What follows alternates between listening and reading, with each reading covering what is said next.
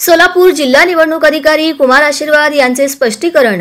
राष्ट्रवादी काँग्रेस शरद पवार पक्षाचे अध्यक्ष शरद पवार यांनी स्वतः मार्कडवाडीला भेट देऊन गावकऱ्यांशी साधलेल्या संवादानंतर जिल्हा निवडणूक अधिकारी कुमार आशीर्वाद यांनी सायंकाळी तातडीने एक पत्रकार परिषदेत ईव्हीएम यंत्र प्रणालीसह अन्य मुद्द्यांचे स्पष्ट शब्दात खंडन केले।